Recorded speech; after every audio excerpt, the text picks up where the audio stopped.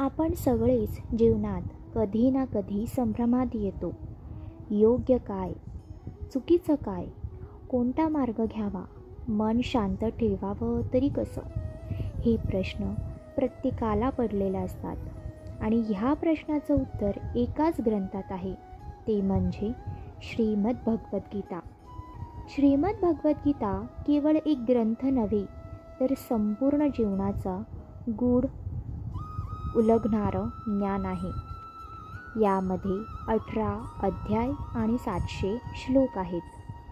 कुरुक्षेत्राच्या रणभूमीवर अर्जुनाला दिलेला श्रीकृष्णाचा उपदेश आजही आपल्याला योग्य मार्ग दाखवतो, आत्मा ओळखायला शिकवतो.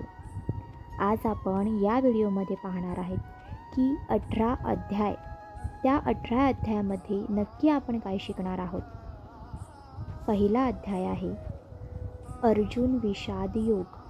त्यामध्ये कुरुक्षेत्रातील युद्धस्थळावर सैन्यांचे रक्षण. अध्याय दुसरा सांख्ययोग, गीतेचे सार. अध्याय तिसरा कर्मयोग. अध्याय चौथा ज्ञानकर्म संन्यास योग, दिव्य ज्ञान. अध्याय पाचवा कर्मसंन्यास योग, कृष्ण भावांभावित कर्म. अध्याय सहावा ध्यानयोग. अध्याय सातवा ज्ञानविज्ञान योग, भगवंत ज्ञान. अध्याय आठवा अक्षर ब्रह्मयोग, भगवंत प्राप्ती. अध्याय नववा राजविद्या राजगुह्य योग, परम गोपनीय ज्ञान. अध्याय 10वा विभूती योग, श्री भगवंताचे ऐश्वर्य.